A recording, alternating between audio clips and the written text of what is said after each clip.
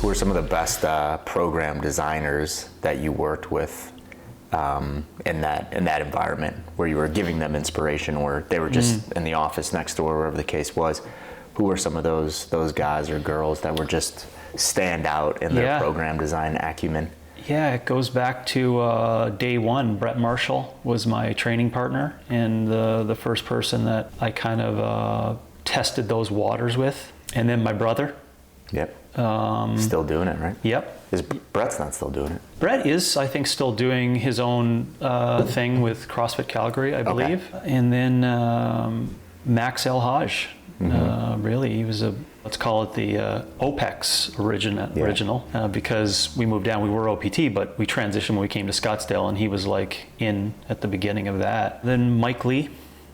Mike was great because he didn't have the education and the background experience like all the other aforementioned coaches did. So he approached it in almost like a new, fresh. Exactly. We always talk about his like engineering brain, right? Yeah, wide open. So that made, a really good coach. Of course, could be trade-offs in that. I'm not saying it happened with Mike, but you could get into an echo chamber, right? Because he's only hearing from me, because you can imagine when Max was learning from me, he probably also had like 3 or 4 other things in his head, right? Like, oh, this is this performance, and this is Boyle, this is Verstegen, this is Poliquin, this is these things. But Mike was like, man, these principles just make so much sense, right? So that's the trade-offs in that. And then that was it, I think. You and I never really got to work together, so I would have loved if you were on the back end of that.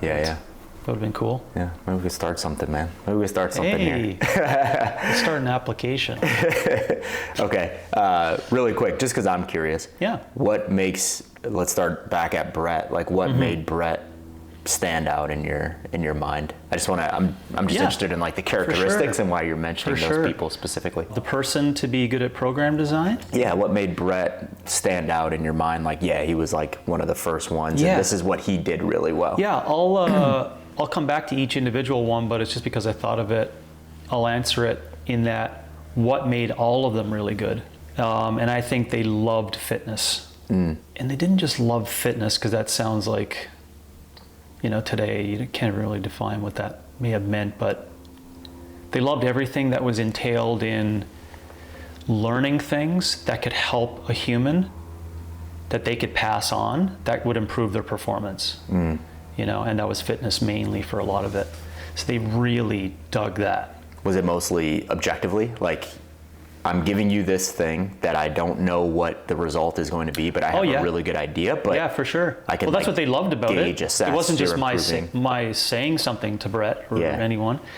They were like, let's see this in play, right? And like when you put that design together, remember we would have this, I'm not sure if you remember that, but I talk about this with all these coaches.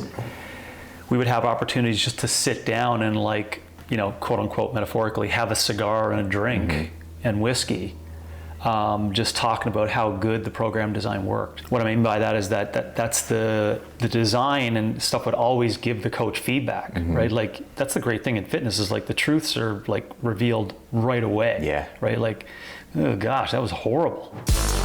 Hey guys, I just wanted to take a second to say thank you so much for watching the video, and to make sure that you don't miss videos like this in the future, go ahead and click subscribe. And I also want to make you aware that we offer a ton of free resources for coaches like you. So to access those resources, head over to CoachRx.app, go ahead and click that free resources tab and explore all of the resources that our coaches have created for you. And to take it a step further and to start implementing those resources into your own coaching practice, get started with a free 14-day trial in CoachRx. Thanks a lot, guys. We appreciate it.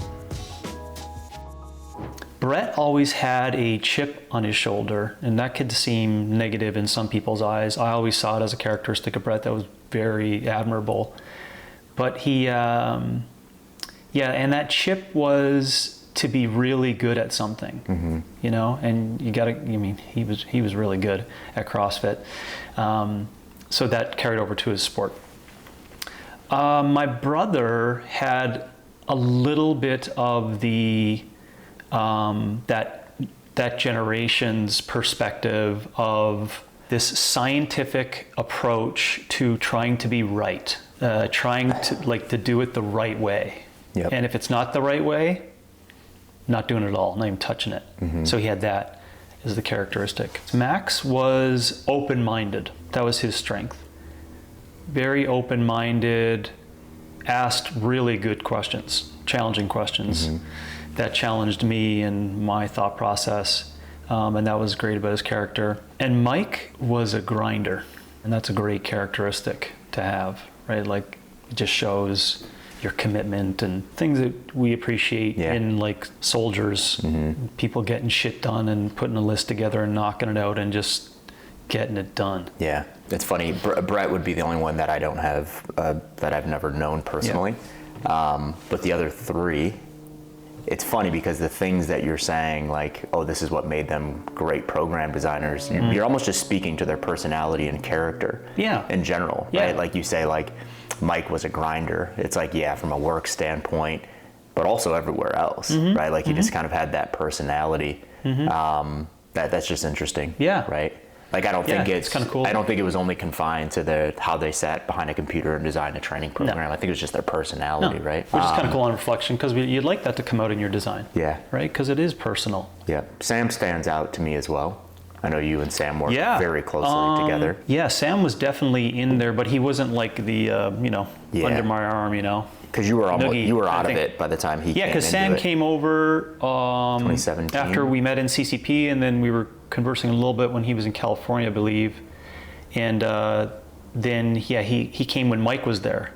So he became, quasi, assistant to Mike and all the process. I mean, he was still part of the growth of it, but it wasn't that perspective. But just case scenario, if Mike wasn't there and it was all gone, Sam would have been a perfect rendition to that.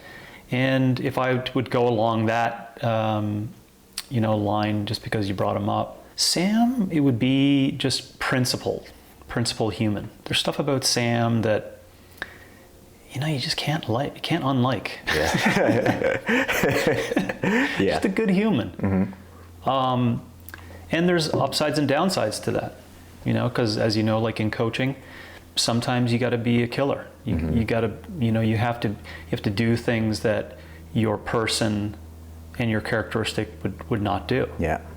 But it's got to be done if you want winners, And then, I'm not saying that was the case for Sam in his practice, but I'm just talking about the trade-offs of that characteristic. The other trade-off of that characteristic is it could wear you out because you're a human, and you're a really deep human, and that wears on you, man, because you take everyone's loss and everyone's problems and everyone's stuff mainly, and you just want to help people.